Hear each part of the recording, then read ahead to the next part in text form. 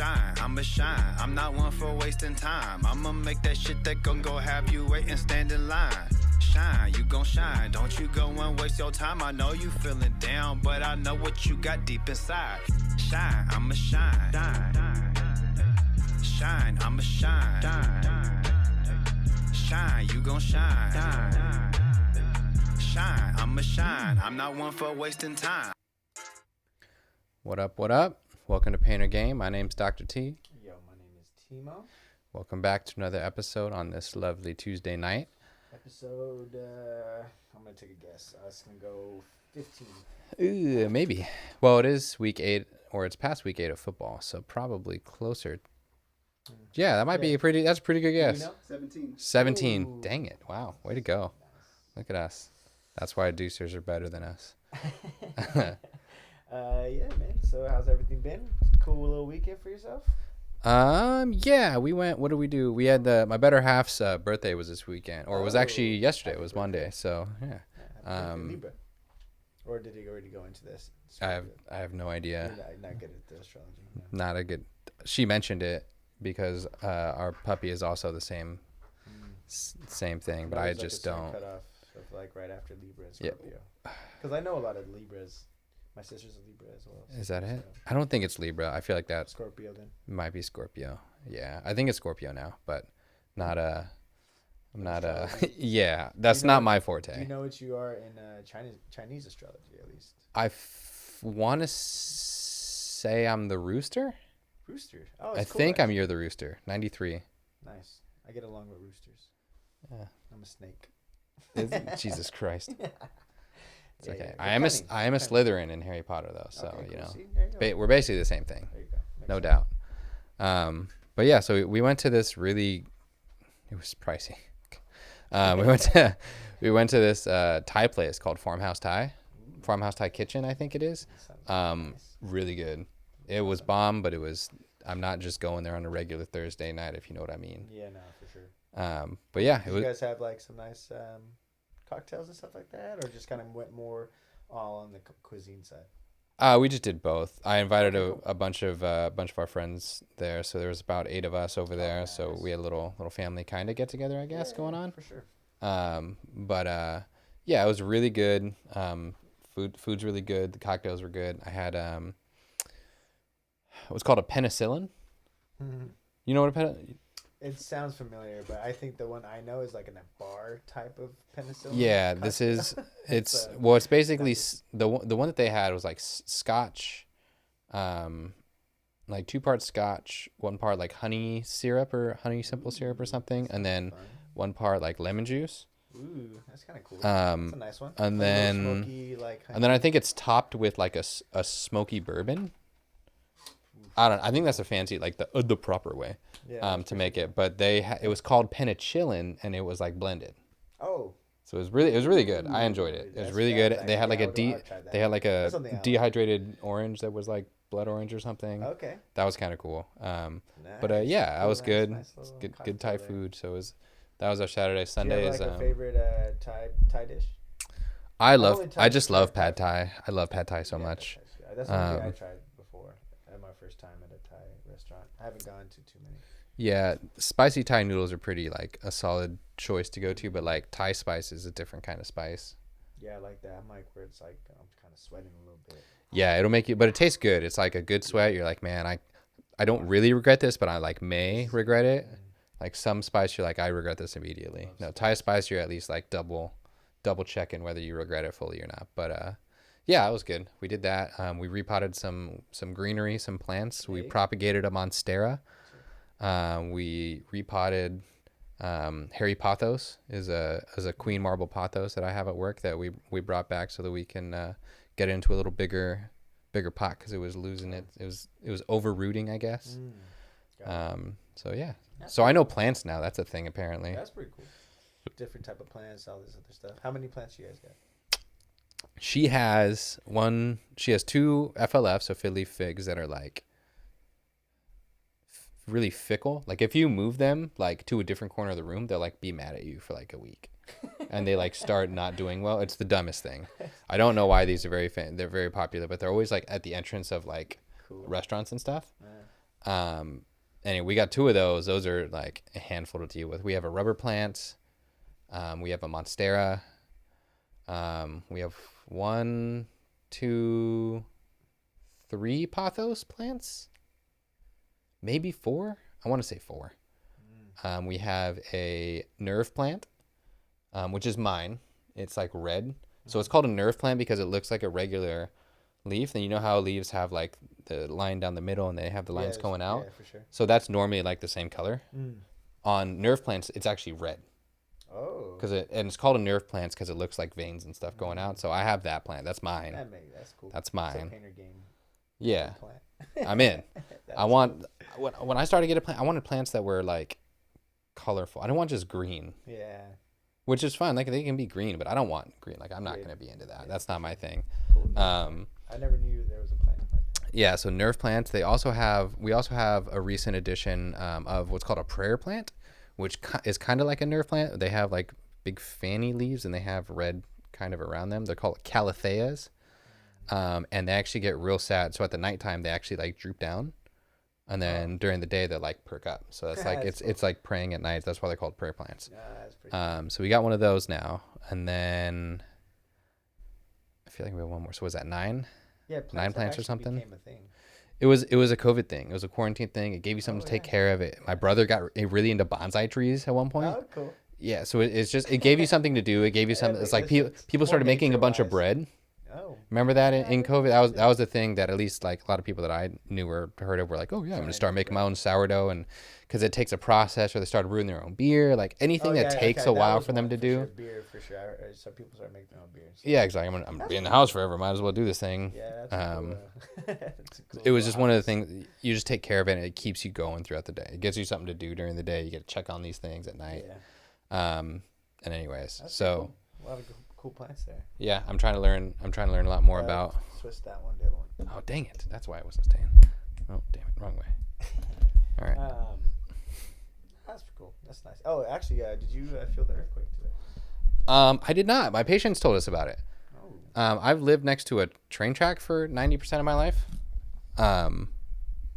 So I like don't really feel earthquakes anymore. Unless they're like really big. But this one was like a 5 point whatever. Yeah, no, this one I was like in my car and my phone went off. I didn't even know that was a thing. I just decided to go beep, beep, beep. It was like earthquake. Like earthquake alert. And Yeah, because it was like 12 miles from like San Jose. And then I just started like rocking a little bit. And I was like, oh. Yeah, it was and in. I was kind of seeing like where it's kind of going. I was like, this is a big one. I haven't felt like a big one like in a cool minute. Like you might get a couple shakes, but this one was like a cool little. Yeah, it was in Santa Cruz, wasn't it, or something? One of my coworkers is from Michigan, and so she like never felt an earthquake before, and she moved here I don't know, a few years ago, I guess. Okay, so it was her first time. It was her first like earthquake that Kinda she experienced. Yeah, the rest of it was like she was either asleep or like they're 3.0s or whatever. Yeah. Just things that don't matter that much. Yeah, I was walking around. I was treating patients at the time, so I was literally walking from like outside of a room to like a different patient to go take care of. And we had actually the patients that were sitting down on like the bed were like, oh my gosh, like you guys like that screen's moving over there, and I'm like, I don't know what's happening, but I'm grabbing this ice pack or whatever. So I actually didn't feel a thing, but like our patients like pointed out and we like looked it up. They're like, oh yeah, I guess it was a 5.0. 5.0 is pretty big. Yeah, it was. It's a large earthquake. Yeah. Yeah, but I didn't really feel it. It's not but yeah, because the train tracks at night, they just like rock me to sleep. So there'd be like mini. Oh really? That's mini earthquakes cool. night. Like it would Cool. shake my house a little bit. So it's not I'm very unaffected now from earthquakes, or at least small ones. Like if it's a big one, we had a I want to say we had like a 6.0. Nah. I do get car sick though. Oh, interesting. Yeah, Like, I don't know. Like you always got to crack window, or just like too long. I need to be long and stop and go. Oh, that shit sucks. Yeah. So I need to be in the front seat, or I just prefer to drive. I'd much rather drive. Yeah, that's true. Because it doesn't throw you off as bad. Yeah. Yeah. But yeah, we survived an earthquake. I remember the last one that I really felt was like in 2007 or 8. We had one, and I remember being at a stoplight and seeing a Hummer just like. Oh. I was like, that's not good. We were going to Safeway. And we walk into Safeway and there's just like cans and a bunch of crap on the floor. We're like, what the? I guess it really was like we thought people were just bumping around in a car. But yeah, that was the last big earthquake, I guess. That's pretty cool. So injuries? Injuries. Ready to hop up in there? Yeah, let's head straight into it. One of the ones I wanted to talk about first to kind of get, because this is a common thing that people say, and this might be one of the most common questions that I get about an injury that's not like knee or ACL or that big hitter is, what is a separated shoulder? So Matt Ryan had a reported grade 2 shoulder separation. Now I say reported because I'm not. A shoulder separation usually happens immediately and it's traumatic. So a shoulder separation happens when you have your collarbone and your clavicle meet at the top, and that's like the tip of your shoulder. Got it. So that's like this hard point that you feel. That's your collarbone that meets here, and then your clavicle meets in front of it. And so that joint is called your AC joint.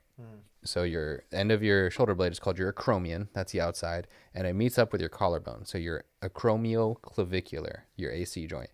And what happens is usually you get hit on the top of it and then it bends. And so it'll actually bend down. So you have your shoulder blade here that's essentially like this. Okay, like a little hook. And then your collarbone connects here. And this is the end of your shoulder. So what happens is you get that tilt. And so this tilts away and your collarbone kind of stays up. Usually that happens if you fall like on your shoulder and then the tip drops down. That's a lot more common injury for a running back. But Matt Ryan, hello. So Matt Ryan had it. The thing that intrigues me about this is when that happens, it has to be a traumatic injury. It is a hit. It is not I've threw it and all of a sudden my shoulders moved. It has to be a traumatic force that knocks it down, that forces it to happen. And I have had a grade 2 shoulder separation before. It hurts. 3. There's 3 grades. So just like a ankle sprain, there's grade 1, grade 2, grade 3. Grade 1 is just a stretch. Grade 2 is stretch and tear of the ligaments holding the joint together. Grade 3 is a full separation. So that's the one where I think I talked to you guys before is the piano key test. I talked to you about the shoulder would come down and the clavicle would be up, and then you can actually push down on the collarbone and it'll go boing, boing, boing. That's a grade 3. That's a full separation. That ligament is gone. There's nothing holding that collarbone to the acromion head, the end of the shoulder blade. So I didn't see anything in the game. He finished the game. There was no point where he like got up. He never got it. So it's in his throwing shoulder, which is again another funky thing why I'm saying reported grade 2 shoulder separation. Now there have been players that play with those. John Elway famously has a chronic grade 3 shoulder separation. So it just happens. Now that's not nearly as bad, but he just randomly just pops out. Yep. So it just slips and you got to put it back or do whatever you got to do. Now a grade 2. So the other funky thing is the Colts said Ellinger for the rest of the season is starting. For the rest of the season? That's what they said.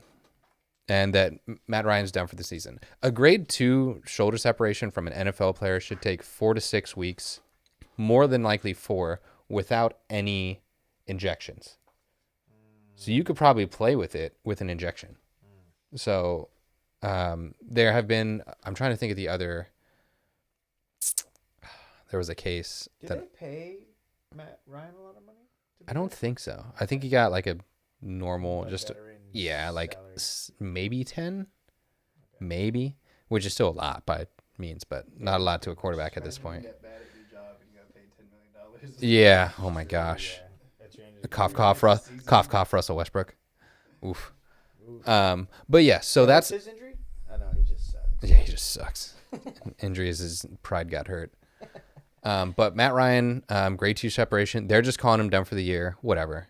You don't need surgery for that. You can literally get an injection for it, and like, not a regular human would be able to have an injection and play for it, but an NFL player, you're an NFL quarterback, you should be able to have an injection and play.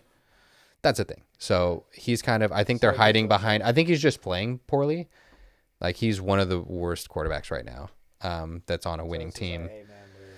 So I think they're just kind of like the Baker Mayfield I talked about. Baker Mayfield's good to go. He can play. They're just not gonna because he sucks. So they're hiding behind this is they're yeah. It's kind of coaches speak. He's not really that injured. He's good enough to play essentially. Oh, okay, so I get it. Yeah.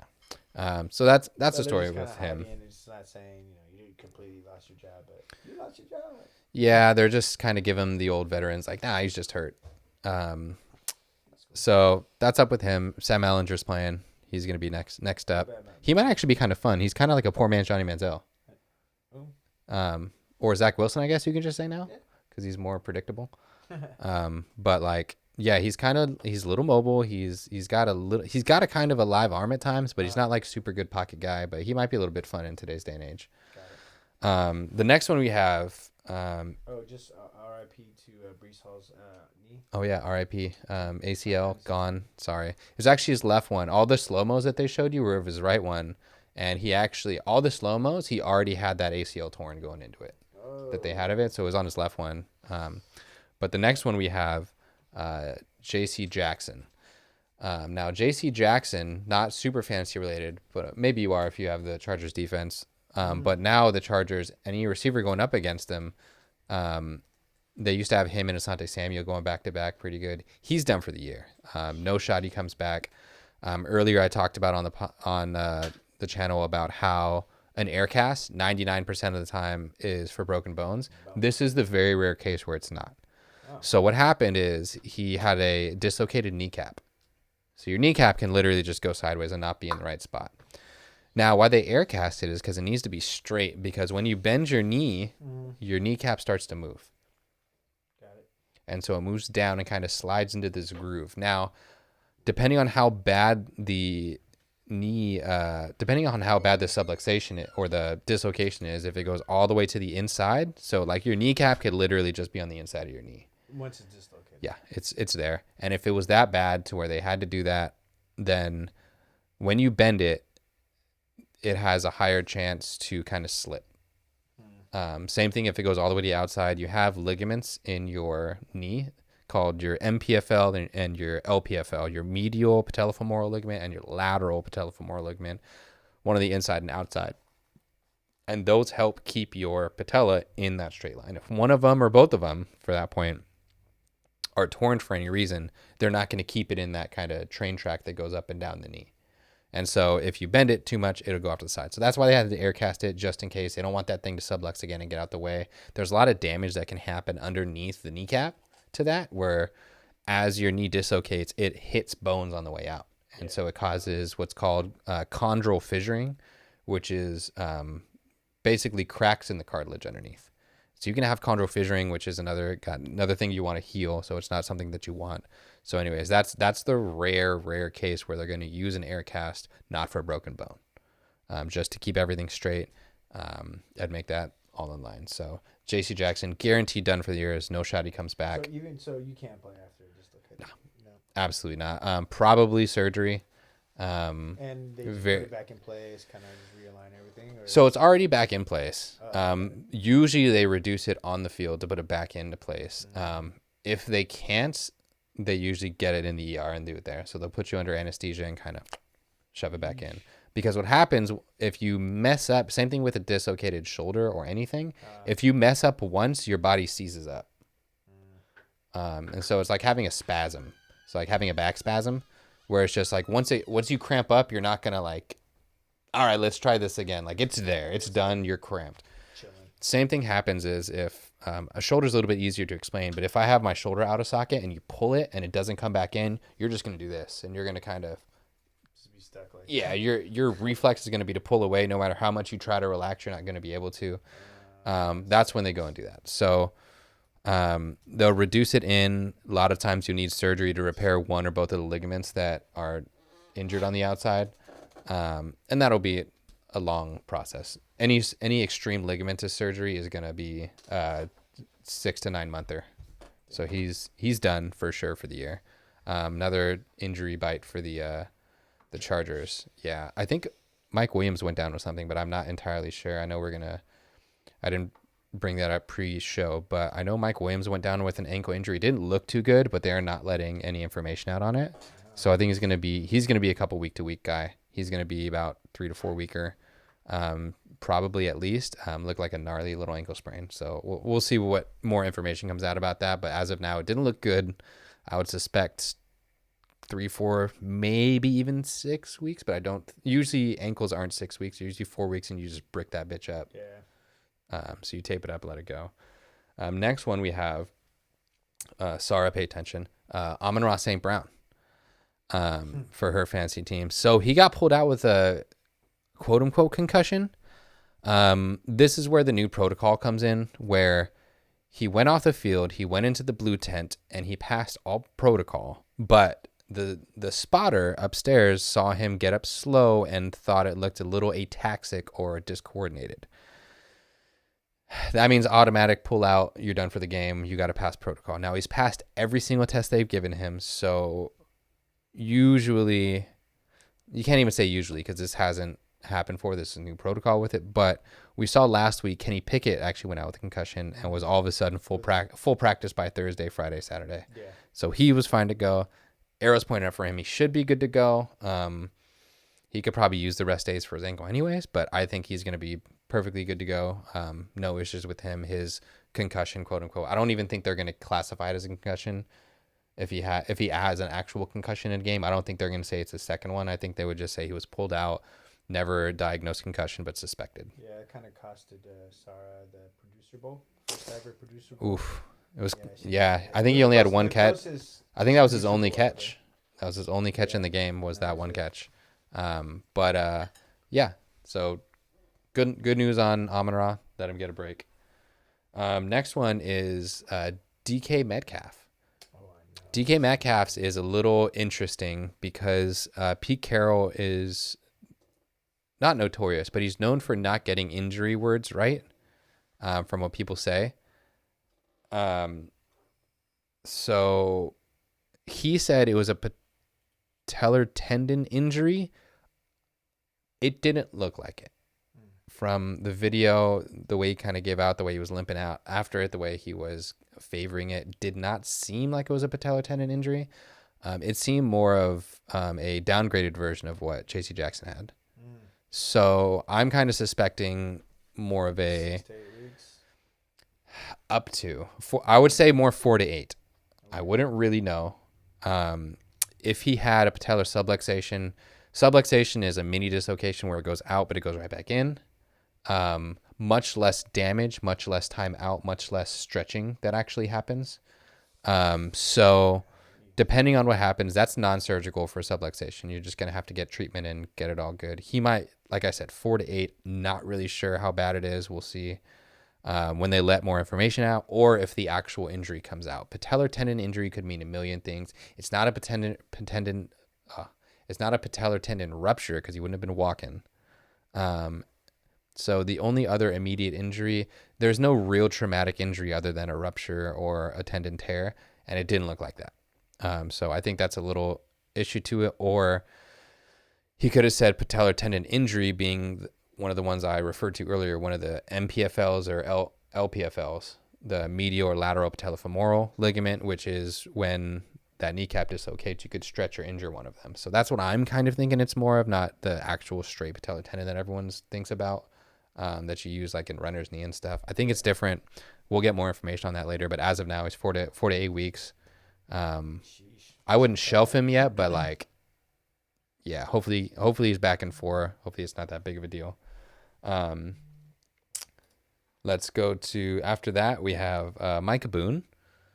Micah Boone, he was a hot waiver wire pickup at one point, until everyone realized they hate actually watching the Denver Broncos play football. My least favorite team to watch by far. I can't stand it. I don't want to watch any Broncos game ever. You should try to watch Kyler Murray. I would rather watch Arizona Cardinals games, but I would like not. I'm not juiced about either option there. Oh well, at least D-Hop's back. So Yeah, hopefully it'll be a little bit better. I don't want a child yelling at another child and their quarterback and coach. That's just funny. But Mike Boone, he went on the IR with an ankle injury. I don't really know when this happened. He didn't really go into the injury tent from what I saw. Correct me if I'm wrong, anybody. But this was kind of, I think this was a recurring sprain, and it just never got any better. So they're just putting him IR, which means 4 weeks on the shelf, regardless. So we'll see how that goes. Not entirely sure, but yeah, 4 week there. This was kind of a shot at the dark. I didn't expect it. But yeah, 4 weeks IR. Ankle injury usually means some kind of sprain that either he can't shake or he had a sprain that he kind of tried to play through, and it's just yeah. So the one thing can happen if you have a grade 2, they'll usually just brick it up, which means they'll spat it. They'll put a lot of athletic tape on the tape of your ankle so this stays in place and stuff. And then after the game, if it swells up like a balloon, they're like, all right, we can't. You got to take a break. So they might have done that so they could sign another guy. They still got Latavius Murray, but it's not looking good for the Broncos backfield. I do not wish that on anybody. Next one is we have Mark Andrews.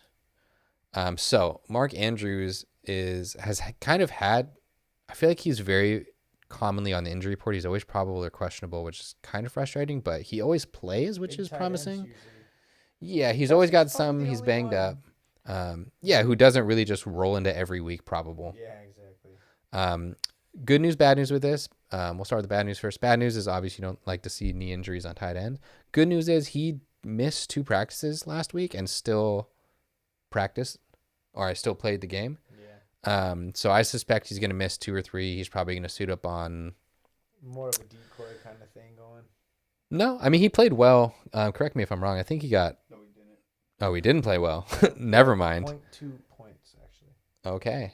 Right? Well, at least he's going to play. But Kyle Pitts owners will shun at you for that, namely me. Shut up. Take your 0.2 points and deal with it. I will offer you another trade later. But so the good thing is he'll play. Hopefully he's a little bit less banged up in the case. We'll see how he does, and let him roll into next week. He'll still play, but I don't know if he's going to be decoy. Who do they play this week? I don't remember who they play. That's going to matter a little bit more of how important the matchup is, depending on that. Let's go. Andrews. Mark Andrews. Who are they? Position rank second. Shut up, producer. Tampa Bay played Cleveland. That was kind of a running, but I would start him. I wouldn't hesitate. Let him loose. They're playing Tampa Bay. Oh.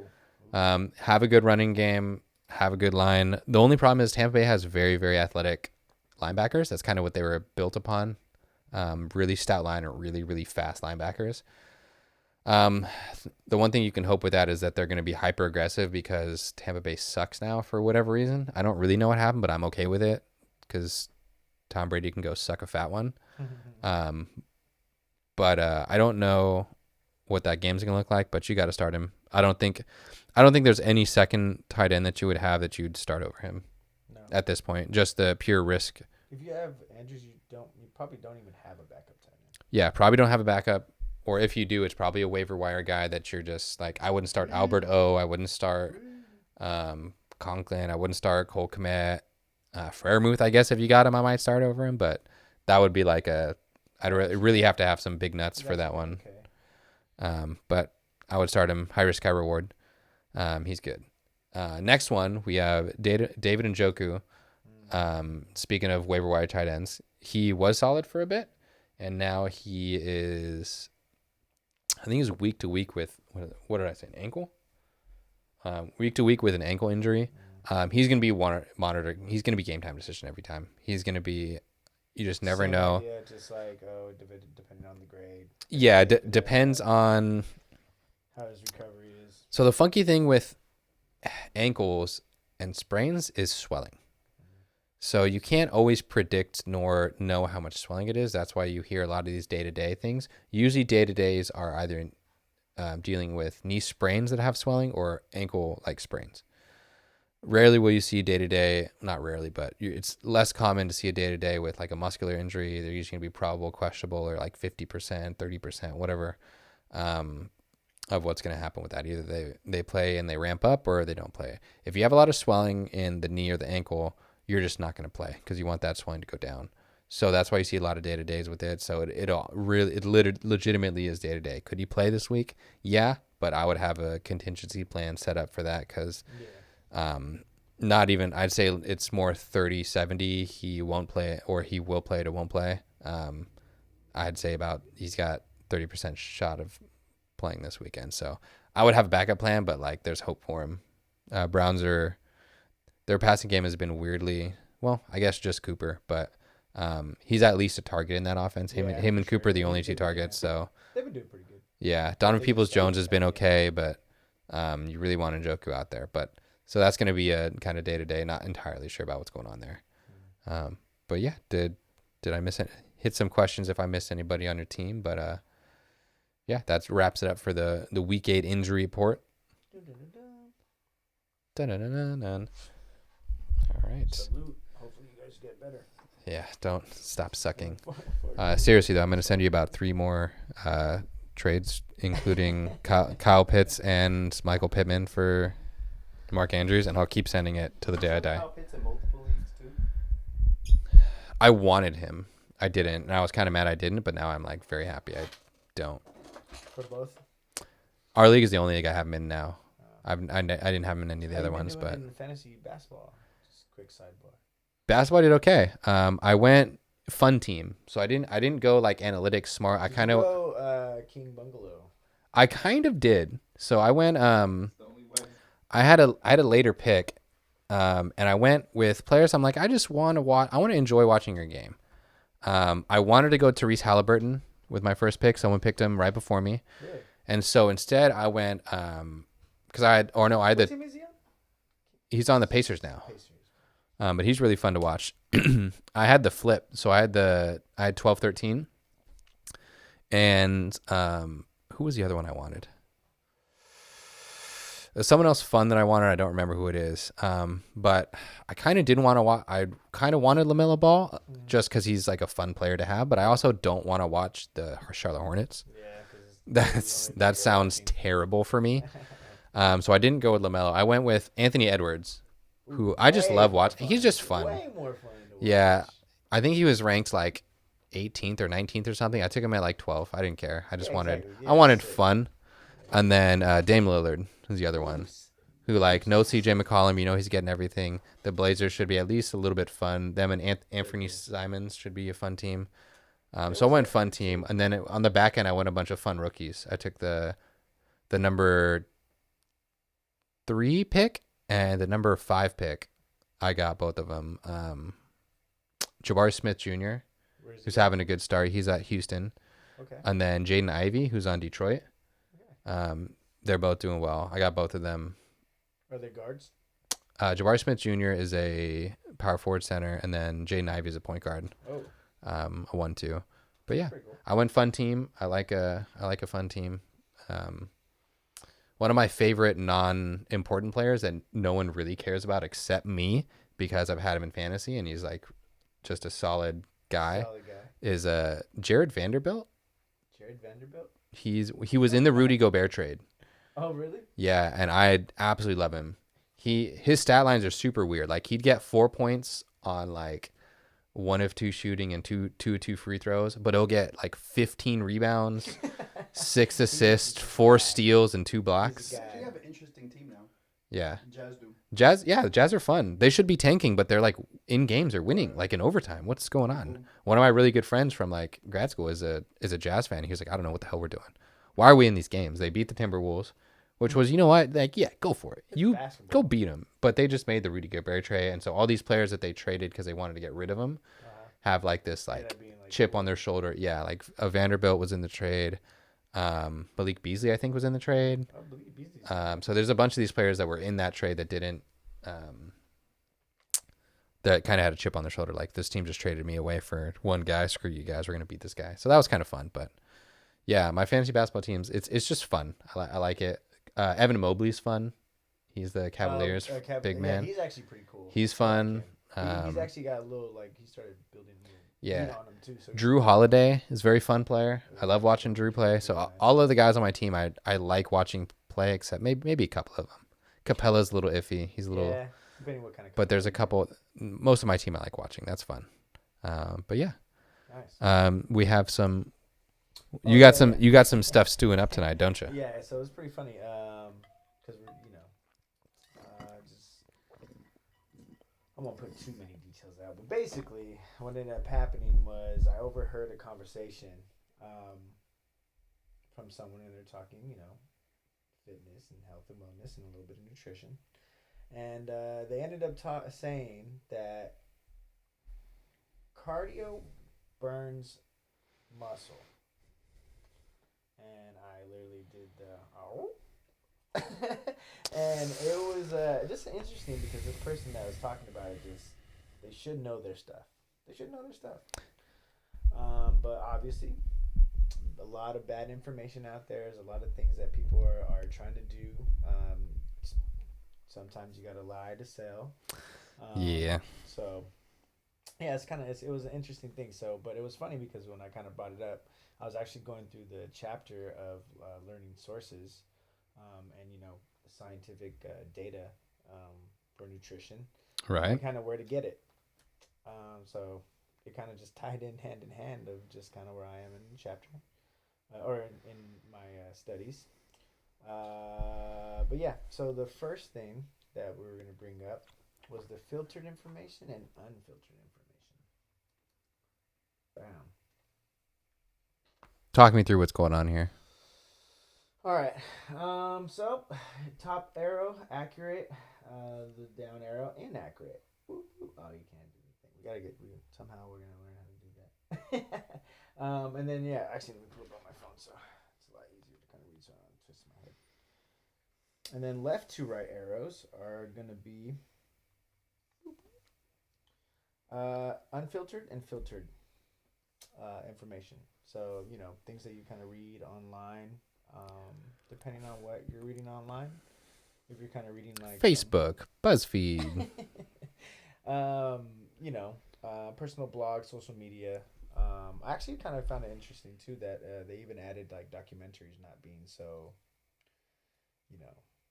on point with the Yeah. too, which is kind of depending again like what you're trying to sell if they're trying to sell something. So I guess you can't look at all documentaries as oh, this is truth. I seen it on a documentary, which is kind of funny. I think we were talking this about before in like previous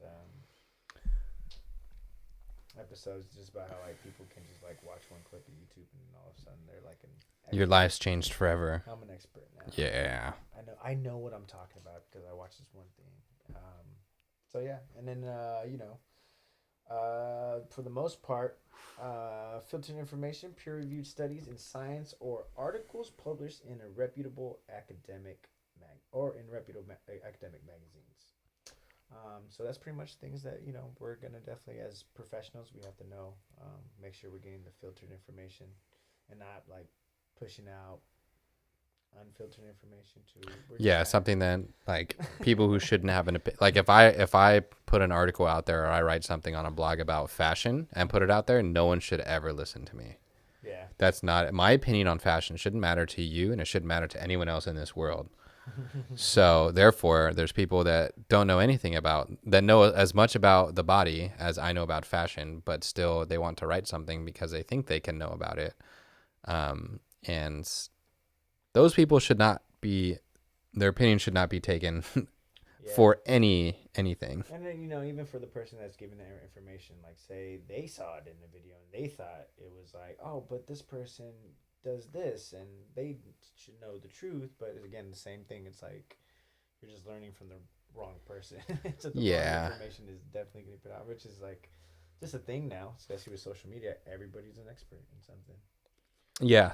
So I have a question in the chat actually is how do you validate an expert? I have kind of an opinion. It kind of depends, but stick to your field. How would you validate an expert in your field? What would make you turn you on or off? Kind of make me lean towards a certain way. So like for like in the health degrees or what's your certifications? Certifications, like like I'm gonna just kind of tilt the level a little bit if like you got the one day. Now that I know there's like a 1 day passing or one day test to become a personal trainer rather than somebody who did a lot of other studying about it and took a lot longer than just one day to pass a test that you could do an open book. Like I think people just a learning process. You know what I'm saying? Like just they retain it differently. So that's like one thing. Um, yeah, because even when I'm watching videos and like listening to stuff, How do I know what you're telling me is true, basically? And it's, yeah, I think it's very, tough. you've got to be sus of everything, you know. As the kids would say, you got to be everything sus. with a grain of salt. Everything. Because even in like my line of work, you have to have a degree, you have to pass a test. Like there's a lot of like hoops to jump through, I guess, for lack of a better term. A lot of hoops to jump through, a lot of things to accomplish to get to me. And even then, there's still plenty of people who like, yeah, there's plenty of docs that send me people. I'm like, what are you talking? What are you are you looking at the same person I am? This is not a thing. So validating an expert and respecting their opinions, I think, are also two separate things. Like, man, because I technically have a doctorate, but if I talk about like children and pediatrics, like I'm not, don't listen. I don't know that much about that stuff. So if I write an article on that, I'd be like, well, I'm technically a doctor. People are going to be like, well, this guy's a doctor, whatever he says. And so like, could I blindly follow that and kind of make a living out that? Like there's some people that I could easily fool and make that a thing. But I was talking about this with one of my coworkers actually, is I've been getting a lot of patients come from this thing called Stretch Lab. Oh yeah. And I'm not entirely sure what their verification is. So to validate, maybe they know what they're doing. I don't know what this is, but I don't know anything about this. I don't know who's doing it. I don't know what your like certifications are, what you need to have it. So let me go find out. So went onto the website, looked at their about me, blah, blah, blah. It said, oh, we have people from backgrounds from like personal trainers or chiropractors or assistant physical therapists, which is a cop around because there's a thing called a physical therapist assistant and assistant physical therapists. It's literally like in the office, assistant to the regional manager and assistant regional manager, two different things. So I saw that and I was like, that's fishy. That's a weird way to say that and try to make people think it's something that it's not, because they are not PTAs. Yeah, PTAs and assistants are different. Like I was an assistant physical therapist when I didn't have a degree. Yeah, I was 19 years old with nothing to my name, and I was a assistant physical therapist technically. That's just an age. So that kind of got me kind of thinking about it. So I looked a little bit further. I was like, all right, well, what do they do? How do I become a flexologist? What do I got to do to become the Stretch Lab person? And so I looked, and apparently they go through 60 hours of training. Now, 60 hours of orientation and hands-on. So that could be 59 hours of talking on a PowerPoint, 1 hour of hands-on. Technically, I don't know what that means. All I know is it takes less than a week to become a flexologist, essentially. A week and a half, 2 weeks. A week and a half. Let's say a week and a half to become a flexologist. It takes me a lot more than a week and a half to study for one exam in my school. So that kind of threw me off. I was like, that's not okay. I could do that without any degree as long as I'm like take the 60 hours. That's weird. I don't like that. And then flexologist is a sexy word. That's why I got excited in chat. I was like, oh man, I hope these guys are kind of cool. But so again, that was another one. So I was like, all right, well, let's read kind of a little bit more into it. Like maybe I'm pessimistic. I'm a Slytherin. I don't like that. So I usually disagree with a lot of things anyways until I'm proven. You have to prove me right type of thing. And so I looked into things and they said, all right, well, what do they do? It was like, okay, we stretch you and we ask for your intensity. I was like, that's subjective, whatever. Don't care about that. I'm still sus about this. I don't like it. And then they started using terms that made it seem like they were scientific and they're not, which I have a big issue with. So they used a term called, what did they use before it?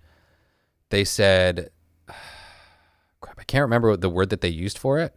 They said, we'll take you through like push and release, I think was the thing, push and release motions in specific, push and release in specific motions. And then in quotations, they put technically, so it's not, but we're saying it is PNF. Which stands for neuromuscular PNF. Oh, what's the word? What does it stand for? Yeah, PNF is like neuromuscular something facilitation. What's the word? Stretching. Yeah. Wow, I can't. Proprioceptive neuromuscular facilitation. So what that is basically muscle coordination patterns. So there are specific patterns that you do. There's D1, D2, and there's D1 flexion, D2 extension, or D1 flexion extension, D2 flexion extension. Now these might have been in some training books and stuff, but it takes a lot of time for each shoulder and each leg has D1 and D2 flexion extension. That's a neuromuscular facilitation pattern. The only person that can bill for doing that is a licensed professional. So what they're saying is we're giving you exactly what a licensed professional would, but we just can't call it that. But just so you know, technically, this is what we're doing. And it's not, which I don't know. I got a little irritated for a second. I was like, that's stupid. You're not allowed to say that, basically. That with the assistant physical therapist, that's trying to make it sound like you're a physical therapist assistant. With they even said on the thing, technically PNF. And I was like, that's not okay. And then there's a couple other red flags, but this just shows you I'm sus of them. I don't like it. I don't think they're experts in their fields. Yeah. That's me specifically. Maybe they are. Maybe there's plenty with backgrounds in, I've taken enough classes, or I'm yoga instructor, this and that, or like I know my stuff, but that's okay. But I don't trust the random person there. I don't trust the amalgam of people in that to be able to do it. So I don't think they're experts, even though they claim to be. Yeah.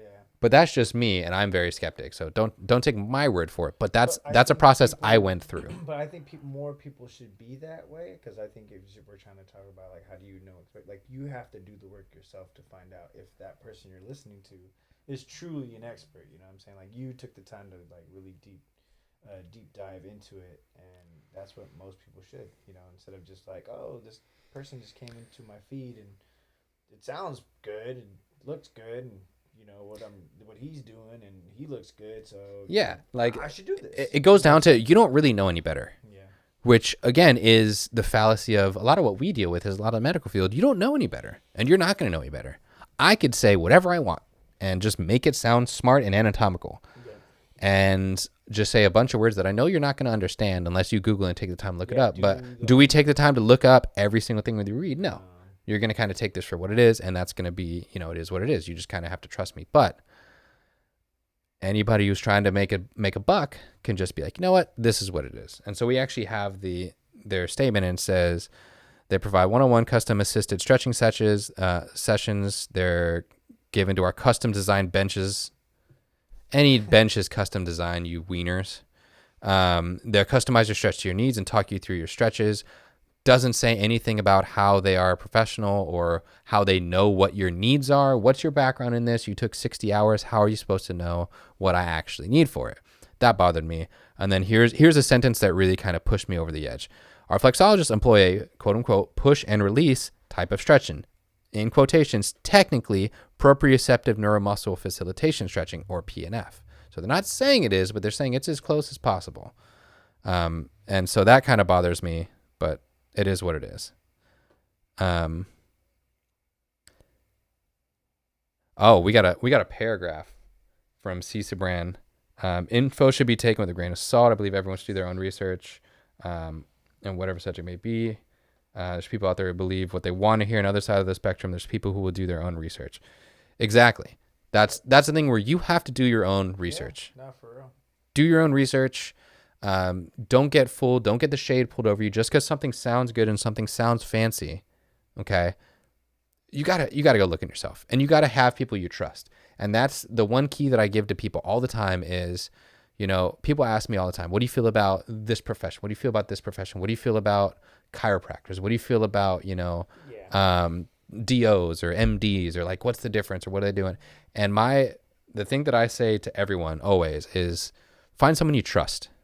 So find a medical provider, find a practitioner, someone that you trust, that you feel will genuinely give you what you need to do, and they're not just sitting here to make a buck. Yeah. Okay, get someone who's going to tell you, hey, you actually don't need to come back to me. You're okay. Don't come in for a checkup in 2 weeks unless you feel like you need to, because you're good.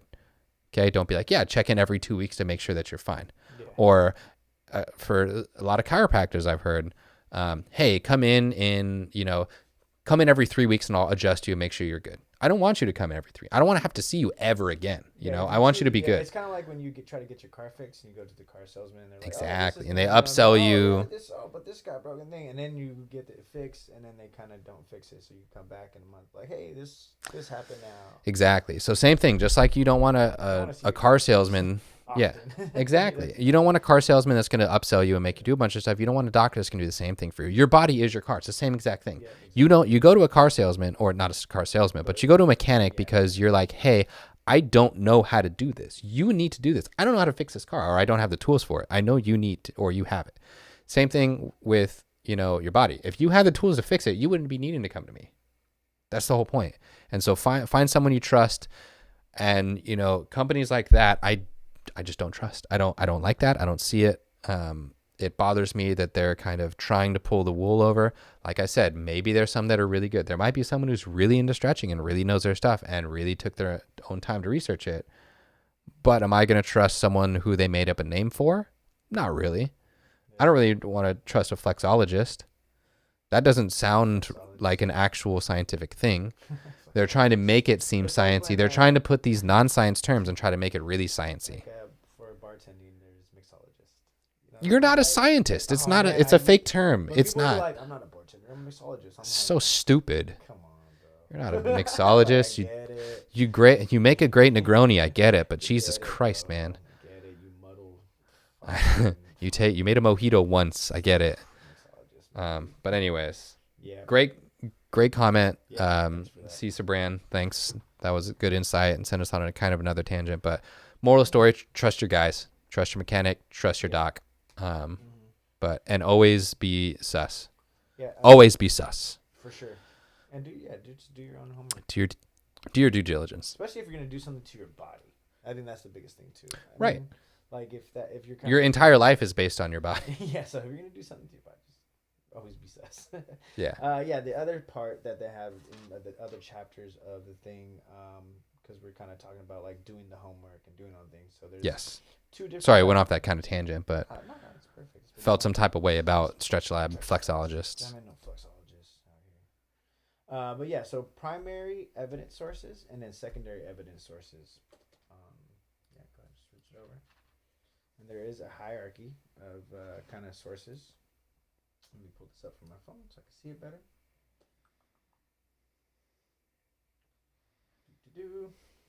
Cool. Yeah, at the top it's critically appraised topics. Moving down the pyramid. Critically appraised individual articles, randomized controlled studies, cohort studies, case-controlled studies, background information, expert opinion, and information lacking peer review.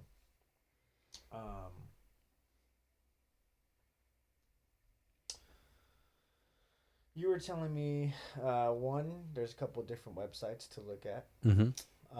You were saying Google Scholar. Google Scholar is a nice baseline. They're going to have a lot of information. It's easy access to it. And that's to the public, right? Mm-hmm. And then the other one was? Other one's called PubMed. PUBMED.gov. So .gov. That's more strictly medical. So that'll filter out a lot of the non-medical ones, I guess. Yeah. And it kind of. Do they show these type of like studies and stuff like that, or kind of just different type of things? So you can. It'll take a PubMed will be a little bit more. Will be less user friendly. Of you're gonna have to do a little bit more filtering. You might have to do a little bit of research on what the different types of studies are, which they have for here. So you can using the pyramid, you can filter out, RCTs, randomized controlled trials, case studies, singular case studies, case reviews, cohort studies. What's a cohort study? I feel like I got a good idea what the other ones are, but. So a cohort study is generally a study on a certain group with specific parameters. So like adult females from the age 30 to 40 years old. Got it. and that'll be a cohort study on, you know, that. running or whatever the, you know, thing is. It just creates a more finite studyable group to where you can really narrow it down to, I know, and it makes it more statistically significant usually to have cohort studies for you to prove your hypothesis, because it'll say, this might not be for everybody, but I know for this specific person or type of people in that fit this parameter, this is true or this is not true. And that's the main point, is to prove that. If I'm saying, you know, eating carrots will make you lose 5 seconds off your mile time, it's going to be a lot better, or a lot more viable if it's like, well, only with these specific parameters is it okay. Because if I also do the same thing, but then I have a 13-year-old kid, a like 21-year-old male, let's say a 13-year-old female, 21-year-old male, and I have like a 75-year-old male, is he going to get 5 more seconds on his time? Probably not, but these two might, but it's going to throw off your data. So cohort studies are usually made to really very early on studies of like, all right, especially medicine. So medicine will do that. Like, all right, from the ages of like, let's test this on, usually see 18 and up, or ages 18 to 30 or whatever it is. They'll do more like adult sessions before they do kids or older, just because it's more easy to predict and to justify doing it on that population, because that population might be the biggest amount.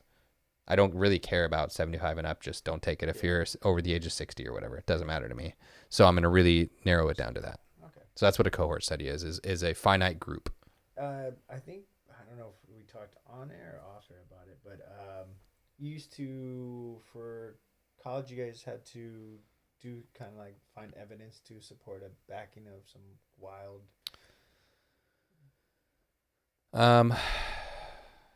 Or what do you mean? Okay, I thought you were saying, maybe I misheard it through context, but I remember you were saying something that you had to do it in class, where you had to find a whole bunch of stuff through like reviews and back studies, and something that was like funny about, just kind of like you were saying, like carrots will add 5 seconds to your mile time or whatever, something like that. So we had to do a bunch of research based, and then find articles that prove or disprove something.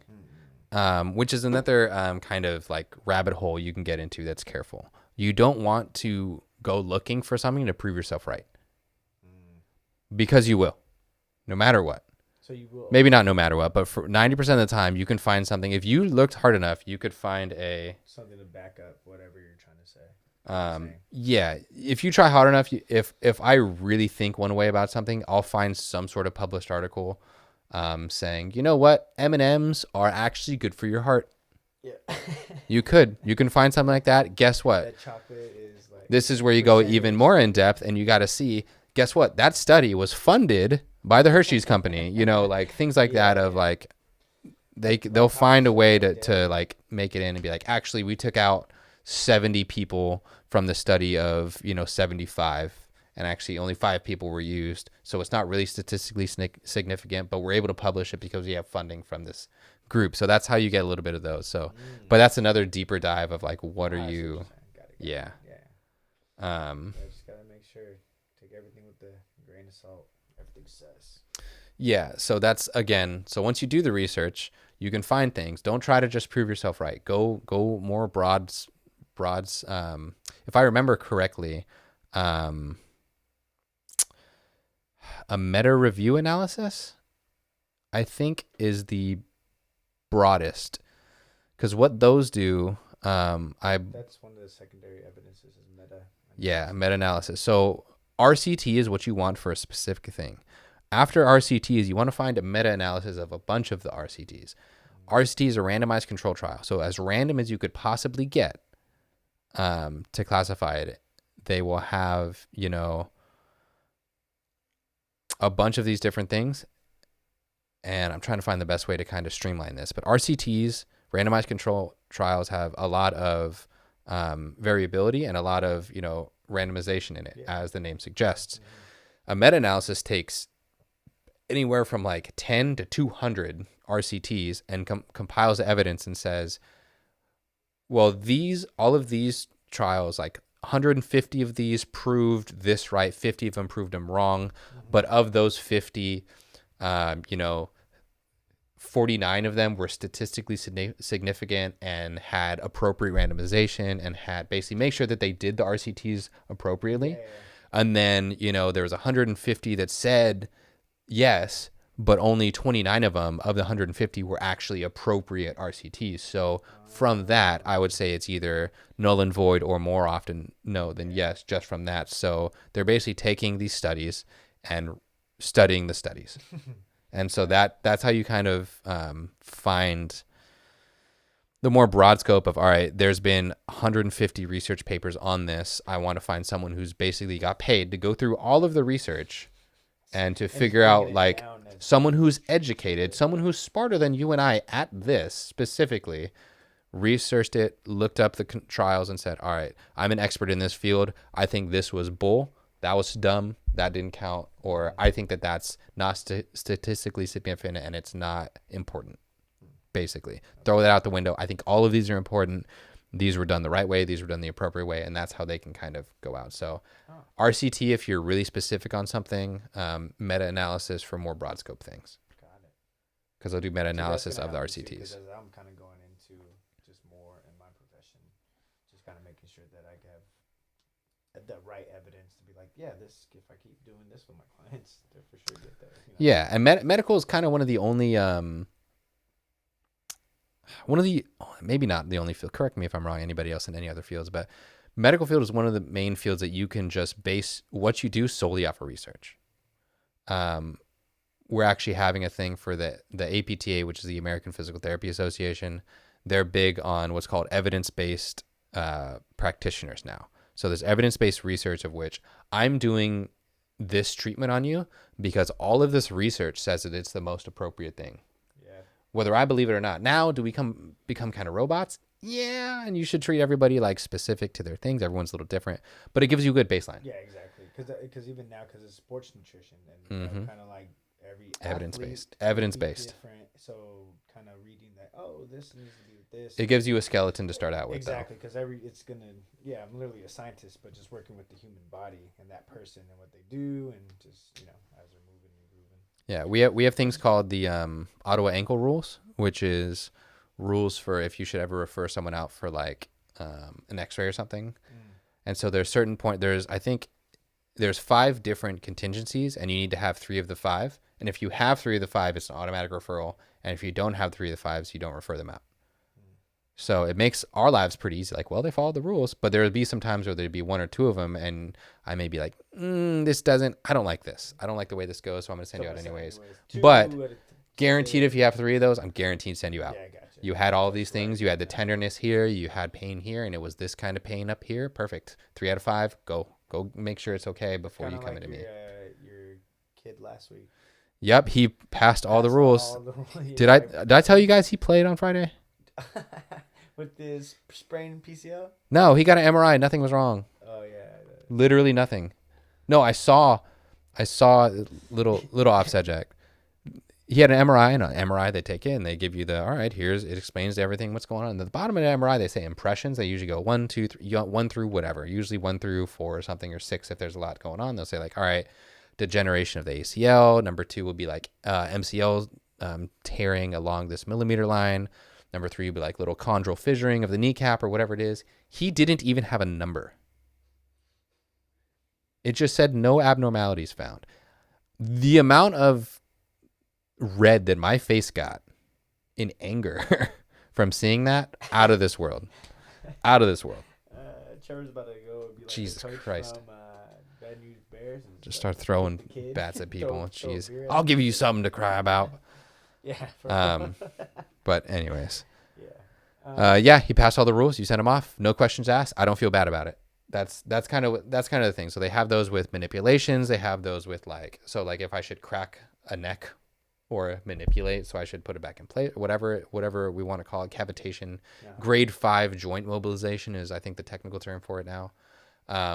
But if you have like pain that goes past the knee, that's radiating from the back. If it's been more than 20 days, if it's, what are the other ones? If you have decreased rotation, there's 2 other ones. I don't know off the top of my head right now.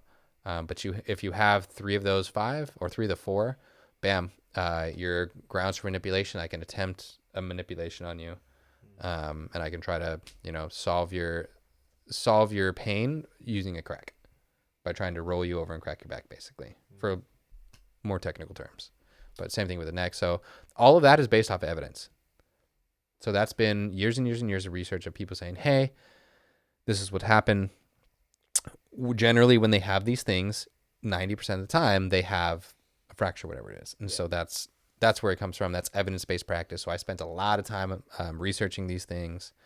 And like I was telling you earlier, we had an entire class based off of how do we do correct research? How do we know what we're looking at? And how do we kind of filter out the other secondary stuff? Exactly. And so it starts with that pyramid. What's the most important? What's the most, viable? And then if you make sure you're not searching for what you want, find the problem. You will find. Yeah, you'll find what you want to find eventually. I can go through a bunch of articles and be like, all right, this is what it says. This is obviously, here's the one article that I say that's going to prove my point. Here you go. And then try to find out the purposes of the article, who's making it, and what's their, who funded that article. Did Big Tobacco fund this article saying, actually, Tobacco's good for you. Yeah, it's not even that bad. Everyone's lungs are kind of normal. funded by Marlboro. So it's you just got to be able to read between lines, and it takes a lot of filtering, and it's why people don't, because it's a very, very arduous process to go through and, find what's really right instead of, what? I agree with this person. I want that to be what's right. And so that's what happens with a lot of the Facebook ads and stuff, is they'll show you all these things oh, studies show this, or can't believe what so-and-so said, because they know it's something you like. They know it's something you're going to try to agree with. So you're going to read more about something that you agree with as opposed to reading about something you don't agree with. Yeah. And so that's kind of how everyone's life has gone into, and everyone's snowballed these whatever opinions. And you can take this into whatever realm you want, whether it's sports and biases. That's why more people today have more hometown bias than ever, because all they do is read their own stuff, and there's all these blogs and all these things that you can just kind of snowball into, get your own opinion rolling. Yeah. There's so many, you can access so many people, and there's going to be plenty of like-minded people out there for you, that you're just going to prove yourself right. Same thing, you can go into even more touchier subjects, politics, same thing. If you really believe in something, or you believe something's right or whatever, you'll find a bunch of things so just be careful with that, and don't snowball. Don't just force yourself right by looking at evidence. Yeah, that's why I like doing the pod, because we're able to kind of break it down. Even for myself, just stuff I hear, just kind of, because I'm always in the more of the public, and just hearing the stuff I hear is just oh, we're gonna find out next week on Painter Game. Yeah, and if you just that's said it right there, it's true, because we're gonna find out. That's why you gotta keep an amalgam of friends out there. We can't let our team's bias. I gotta have all the non-Warrior fans set me down too when I start getting all huff and a puff about the refs about something that's not actually their problem. That's not a thing. Same thing with the Raiders, or confirm my suspicions. Right. But just in life, it's a good thing to surround yourself with different-minded people who want you to succeed. But yeah. Next thing that we were gonna go into, hip flexors. Hip flexors. We were kind of talking about hip flexors because we were kind of talking more about the core last week, and then we also got that was lower back for 50. Hopefully 50 is doing better. Hopefully your back is getting looser. Staying lotion up. So I did have a video of something that I do for stretching, so I kind of wanted you to review it. And then I had a couple questions. It's towards the end of the video, so if you want to pull it up. I guess we could go through it. I don't know if you want to talk a little bit about the hip flexors. In the video itself, it will show. So we can talk a little bit about it. The hip flexors are very tough to deal with. So hip flexors can cause pain, and it can be due to weakness or tightness. Usually those don't go hand in hand. Really? Usually if a muscle is really tight, It's because it's activated consistently.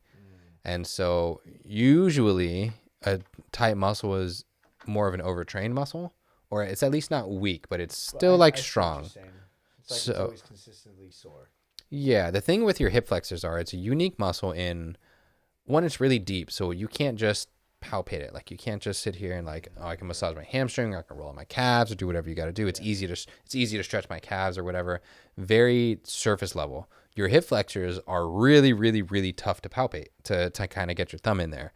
They're on the inside of your hip bones, and they connect from there down to the inside of your groin, and you can't get in there. And it runs underneath and over a bunch of things. It's really, really tough to get at them. So it's hard to stretch them out, because stretching them out, you have to be in hip extension, in which you have to put your hips kind of backwards. And we're right now in full flexion. Laying straight down is flat. That should be neutral for your hip flexors. And a lot of people, that's already a stretch. So that's the thing. So the problem with that is, if I'm already always on flex, I'm not using them very much. So they get weak. But they're also tight because they just sit there. So that's it. I actually had a patient recently where we're doing core stuff, and he actually had really tight posterior chains. So it's like the hamstrings, his glutes, his calves, leading to a little bit of like numbness, tingling, radicular pain. But as we were doing some things, he started, it's like, yeah, my front of my hip starting to pinch. Like if I like stretch too far, do whatever. And that could be a couple things. So it's really, really tough to diagnose it. And usually it's a mix of the two.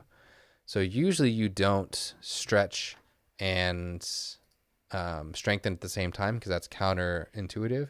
For the hip flexor specifically, you need to do a little bit of both. So a lot of eccentric stuff. So like slow, we've talked about eccentric before. So like a slow forward lunge and like coming back is something that would be Which is a good point, because that's exactly what's going to come up in the video. So what that would do is stretch it, but you're also using it. Now the problem with doing that is so you're going to use it while you're stretching it, or you want to stretch it to a point and come back. That's actually part of the point of neuromuscular facilitation. And I do see a question from Sarah. Hang in there, and we'll get to that after, because I do want to go over that. But yeah, so like it looks like he's setting up for something like that. Perfect. Yeah, go ahead and play. So I actually don't do it on a half pad or whatever it is. I actually do it on a Bosu ball. Okay, a little bit more stabilizations, a little bit more hip stuff. That's fine. That's a higher level. I would say it's a higher level than that. Yeah, it's still this is probably the progression into that. Okay. Yeah. Because I kind of usually start, and then I still basically these moves, as I was kind of watching, I was like, oh, I kind of do this already on the Bosu ball. I like both of these.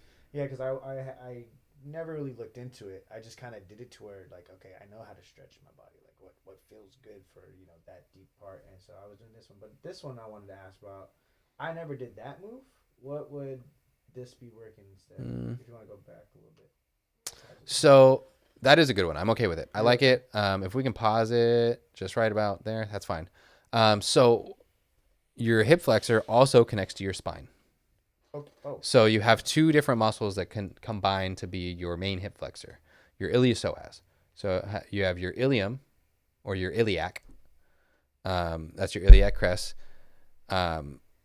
And your psoas, which is from your spine, comes down. So those meet and actually come together almost like a Y, and they meet in the main, and that's what attaches to your groin. So you have your iliopsoas connected to your spine and connected to the inside of your hip bone, right on that little wing on the inside. That's why if you really reach down in there and poke, it does not feel very good. It's because that's usually what you're palpating. It's tough, doesn't feel good at all. So your iliopsoas, the part that connects to your spine. So what he's doing is he's putting himself into kind of a little bit of hip extension by leaning forward, and he's also turning away. Now that's pulling the spine away from that hip. So he's turning up and away, and that's pulling that spine away. That's stretching the psoas part of the iliopsoas. So that's coming from the top, coming down. So I like that. That's why he's doing it, and it works. It's an appropriate hip flexor stretch. I love it. I did this one, and so now I'm gonna start doing that turn one. I haven't tried that yet, so I can't wait to try that tomorrow. Yeah, that works. That's good for twisting. Yeah, it's good. It's more for stretching than the eccentric stuff, but this is all. A lot of the time when you put it on stretch, and as long as it's a controlled motion, you're getting a little bit of strengthening in there. But oh, interesting. Yeah, so as long as it's a controlled motion, you're automatically having an eccentric if you don't let it fling back. That's why you can actually get tired from stretching. But yeah, we can go ahead and go on. I like both of those. All of these so far have been excellent. Big fan.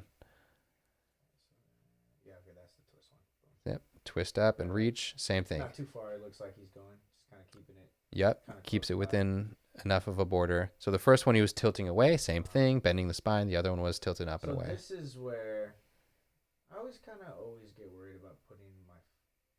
So what he's doing now. Just careful of cramping the hamstring. But what he's doing now is your rectus femoris, which is your quad, essentially. That also connects up to your called your ASIS, which is the top of the bone of your hip. Mm-hmm. That connects there. It also connects to your patellar tendon. So that's one of those 2-joint movers. We talked about the hamstring being a 2-joint mover. So is your rectus femoris, which is your longest quad muscle. So you have 3 quad muscles.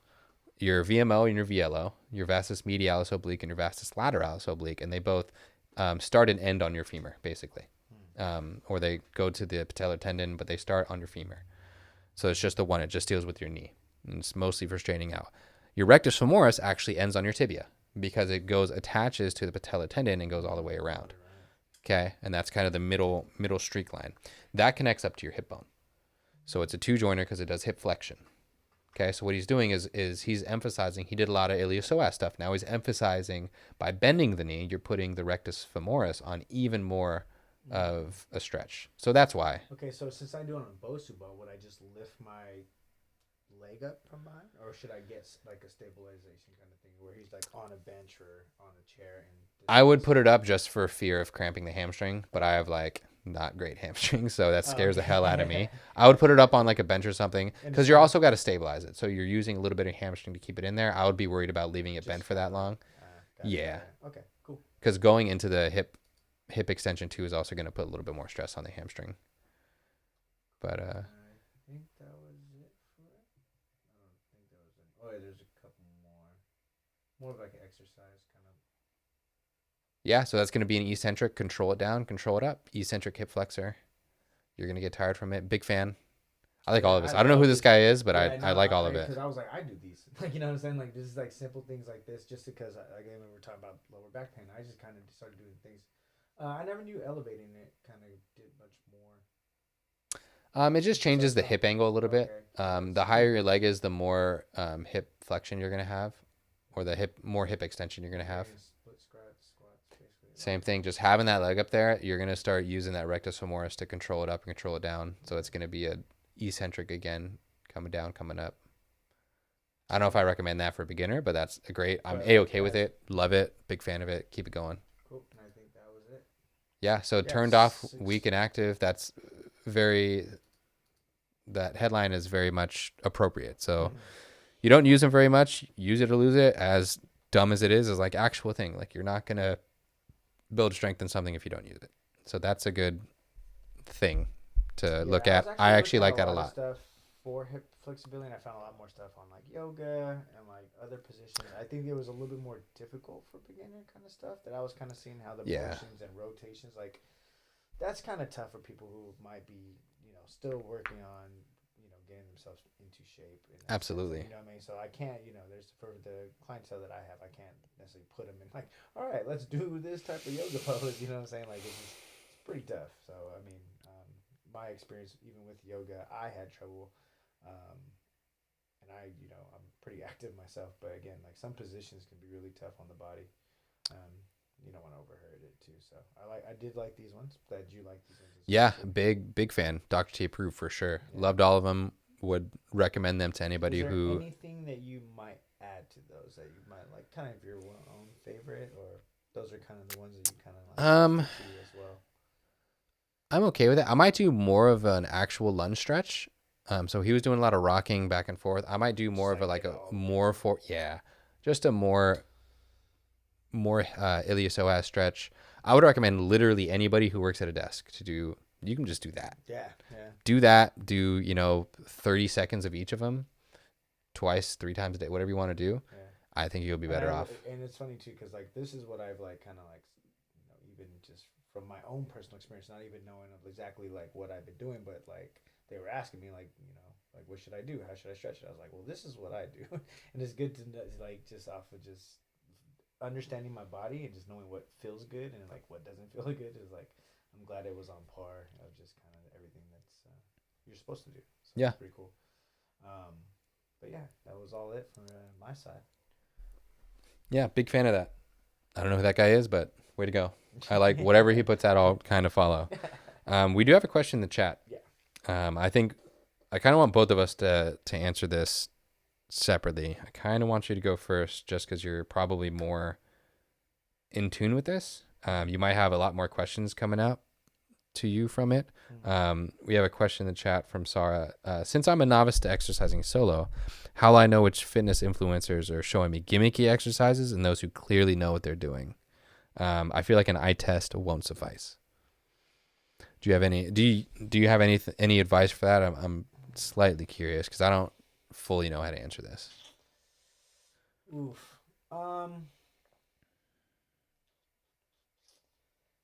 I feel like most influencers end up doing a lot of like double movement type of workouts. Things that I have seen is just that they're trying to add on to a regular like basic movement to make it look just like, oh, but have you ever tried this though, like a pull motion, and then you do this with your hands and stuff like that. So as a beginner, you probably don't want to do anything that the influencer is like doing any double moves. Um, yeah, I think that's the first reaction I would say as a beginner. Kind of like, even when you kind of look up like beginner workouts, it's like pretty much all the same things like a plank, a body squat, kind of just noticing that that's the kind of the right way to begin. But if someone's like, no, don't do that, do this, and they're doing a whole bunch of two move stuff, probably not the way to go. That's a really good way to put it. I was kind of on the same path, but I think that's a really good way. Especially if you're a novice, I would stay away from overhead things. I kind of want to feel off like base, but it's like when you watch somebody like you're trying to learn how to do a certain type of dance. Like the level of dance. Like okay, this is a beginner. Like he's only doing the 2-step. This is like crazy because this guy is doing like 5 steps into this into that. So I kind of feel like that's kind of the way you should kind of play it out, even from like all these fitness videos. Is like, right. Is this an expert dancer move, or is this kind of like, hey, I can do a 2-step to the left, 2-step to the right, bend my knees and jump up. You know what I'm saying? Okay. Good question too. Are double moves the one that target 2 areas? What is a double move? If you could clarify that for anybody listening.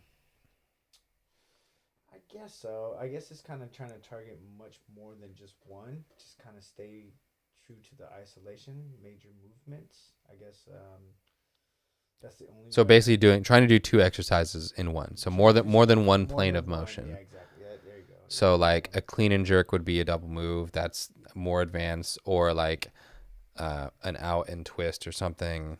Yeah. Anything where it's more than one plane of motion. I fully agree. I fully agree. I think that's something to stick through. Make it simple. If you have to think about the exercise, then it's probably not a thing for you. Yeah, so especially for that, like it definitely as beginners, like again, this either should be a plank, a push type of motion, not a push to a pull or a pull to a push, but just like just a definitely nice easy push. Like your hands go up and then your hands go down. Hands go left, then your hands go right. Simple. One plane of motion. That's it. One plane of motion. Yeah. I think that's great. I think that's a smart way to go about it.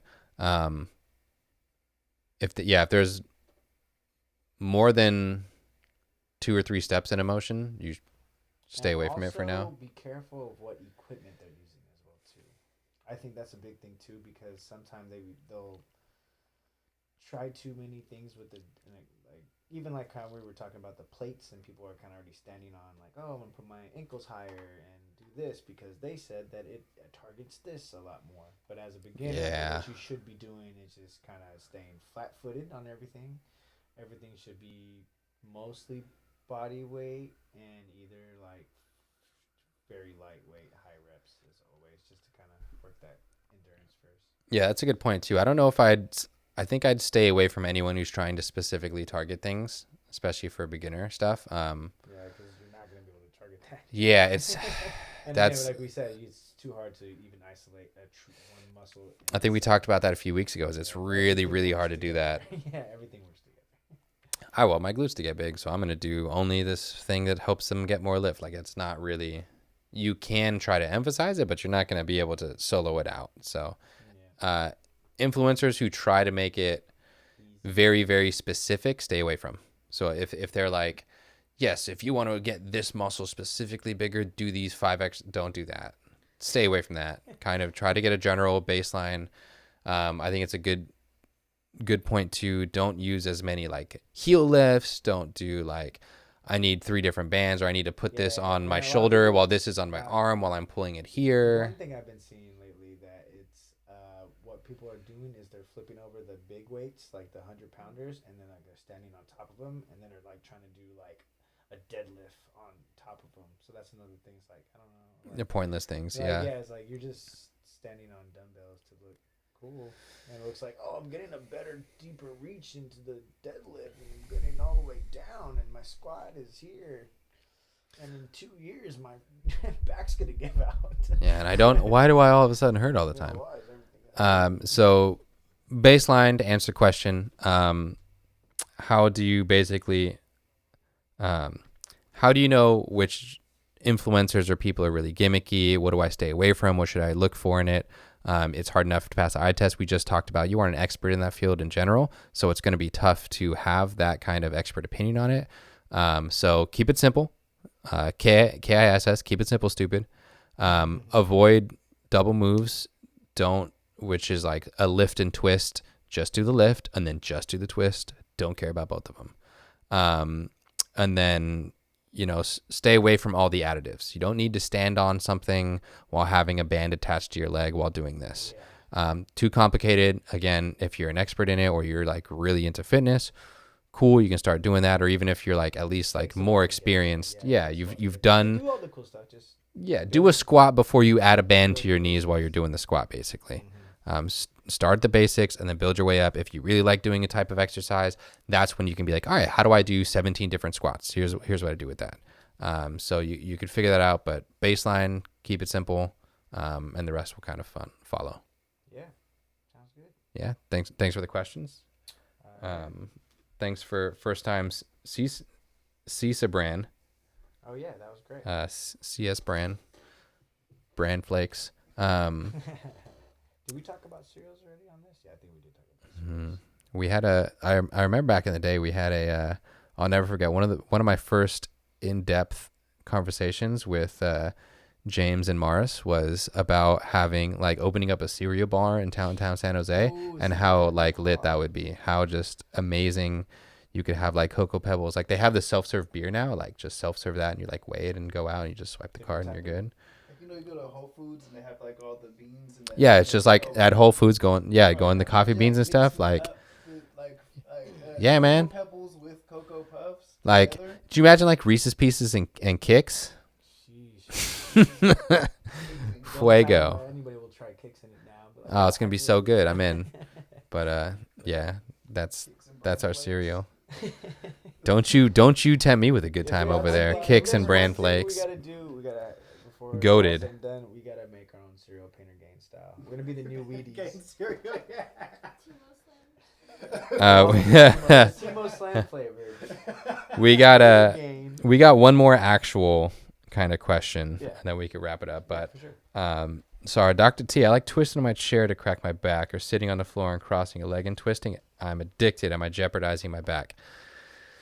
So for you as a because I'm aware you are a young woman, you are not in your, if you were in your late 40s, 50s, 60s as a woman, I would say try not to.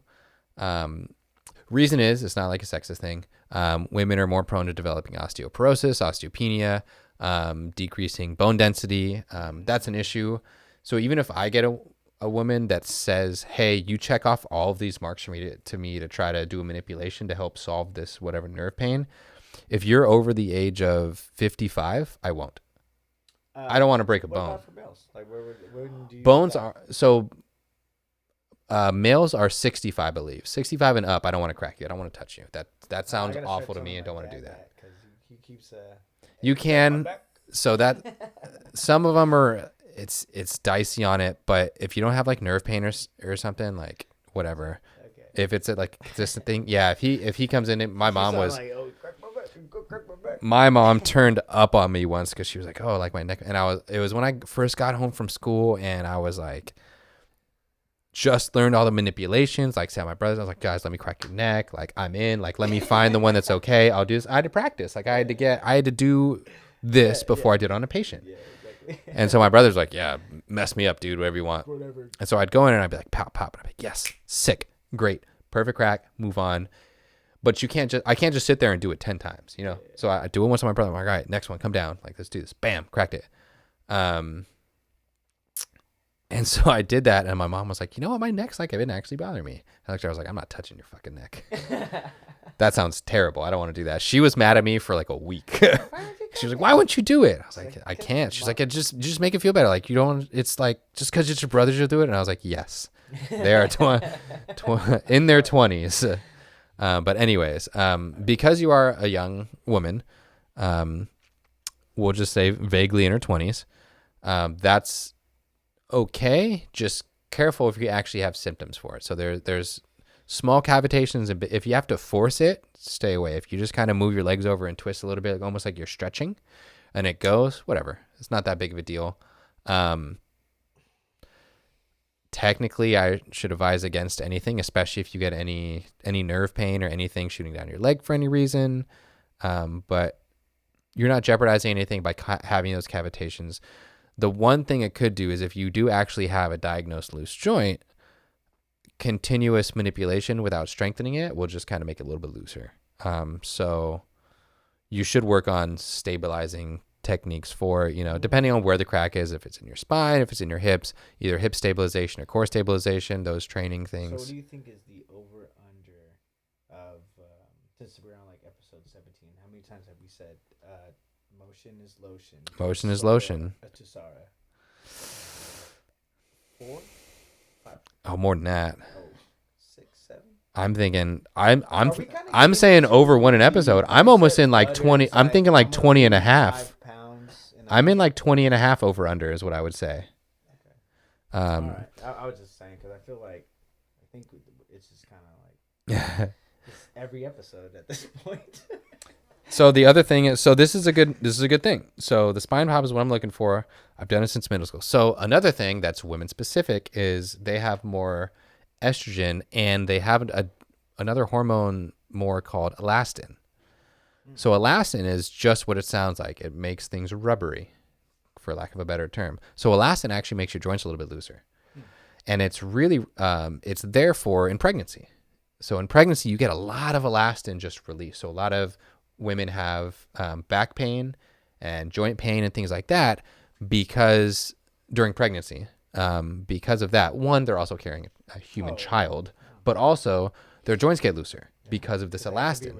Yeah, so it gets their hips ready to birth, and it moves it around. So women have a little bit more flexibility generally. That's why women just in general are more flexible than men because of, that elastin and just how their bodies are built. So if you've been doing it since middle school, I'm not super concerned, but like if you start getting to like your 30s and 40s and you still do it, then you might want to tighten up a little bit, if you know what I mean. But there are just people who I have loosey-goosey joints. I can move a lot of things. It's You would be not the greatest thing in the you'd be world. The leader of what's it called? The group of 4. The guy, elastic guy. Oh, the Incredibles? No. What are you talking 4 about? of them. The Fantastic Four? Yeah, Oh, Mr. Yeah, yeah. Mr. Fantastic. I've been called Mr. Fantastic before. There you go. I think it was a joke. It was from this Romanian kid that was at a summer camp that I was like a leader at, and it was really weird. But not the first time I've been called Mr. Fantastic. Yeah, Mr. Fantastic. His question was, "Why do we always have to brush teeth in mornings? It's so stupid. It takes so much time out of my day." Look, And I was like, look, Grigori, like you got to brush your teeth, dog. Your breath stinks right now. Help me, help Mr. you. Fantastic. That's if you say so. That's It's funny. like, God dang it. That's great. Armenian, not Romanian. Sorry, he was an Armenian kid. But anyways, I'm a big. I crack a lot of things, so I can't really say not to. But there was, I think we talked about on this before. Like they had the guy who just cracked one side of his left hand or whatever it was. That's No the arthritic thing right changes. there. It's not arthritis you're worried about. It's more just looseness. And so if you have to do it to get your day going, it's a little tough. But if you can like move around, it's just like when you sit down and it makes it uncomfortable, Yeah, he just gets then it up is and what it cut, is. cut, cut, cut, Yeah. just to get I get up off. and pop an You know, ungodly like amount my of niece things. does that. Now that I'm thinking about it, my niece is so funny. She'll just like wake up, like Just- right next, and she'll just crack. It's okay. Crack. Cause she learned how to do it at a young age. Cause I always crack, and I think she got it from me. So then now she was like, oh, crack this, crack that. Oh, actually, no, I did. Now that I think about it, because I remember, hey, look, you could crack this, and I like popped it for her, and then she's like, oh, crack. Then she'll be crack. I'm like, Yeah. how are you doing all these cracks? It feels good. And then she just crack her neck real quick. I'm like, don't do that. I'm like, I don't know if that's good. So, hey, sometimes you're just stiff. Oh, I'm man, like- so funny. I'm the worst. definitely I'll do the same thing. I get up, I'll roll over, I'll crack 2 or 3 things, and I'll get up and I'm like, all right, like I feel my hip right now. It's not really right, and I'll go down. Luckily, I can just sit there and I know how to manipulate myself, and I'll be like, all right, pop, or I'll just lay on the ground and be like, all right, it's time, and you get 10 to 12 things because. Yeah. Is it would I advise for it? I do not advise anyone to crack themselves, but is it a main concern if you've been doing it for 15 years? Not really. That's the main point. I'll just tell my niece she has to stop at 45. I would in my 40s, I would not be cracking a bunch of myself if I was a woman. Got it. And then 65 and up for men. But also get your bone density checked, women. You guys need that. Have that glucosamine or Good to know. the vitamin D and calcium, and I'm gonna avoid telling women to get their vitamin D. But do it. But Vitamin D and get your calcium are vitamin D, important. ladies. Get your vitamin D. But anyways, yeah, that's slight little advice there. Cool. I guess we can end on that note. Yeah, unless we got any more questions. If we missed anything, go ahead and feel free to hit us in the chat, or if you're watching another time, a little bit late, Yeah. send us something on Instagram, DM us, follow us on TikTok, Painter Games. We'll be going on there, ask questions. Yeah. We'll be a lot quicker to respond on that, so you don't have to wait the week. But yeah, ask questions, do whatever you got to do. Chips tomorrow when the chips are down, 9. Yeah, it's the episode of the Yeah. Lost BSBs. Okay. So things have changed actually. The lost. Ooh. Yeah. Find audit- out. it's Find audit out happened, soon what's yeah. coming in. Audit happened, so. And then Thursday is gonna be book club. Yeah, we're doing the second Limp Bizkit album. Second Limp Bizkit album. Haku dropped the BSBs that you can buy with BSBs. And oh my gosh, Choose what what's album we do. what Limp Bizkit out? What's the headliner on that? That's not Nookie, is it? No. It is. Oh, Okay, that's what I was like. I feel like that's it. Can't wait. Cool. Yeah, I'm in Thursday. Book club 9 o'clock. 9 o'clock. 9 o'clock on Thursday too. Find us on those. And other than that, for Pain and Gain, my name's Dr. T. TMO. See you next week. Peace.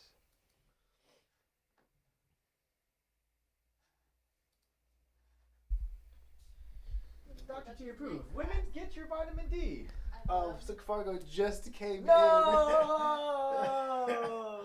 Slick Fargo, we love you. I think we're unmuted, and I hope you hear us. There, just got one.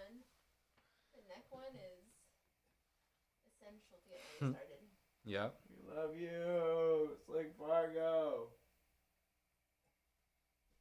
Aw, slick. Now we will rise. We needed this. Like Slick Fargo fan club. We're in the thing now.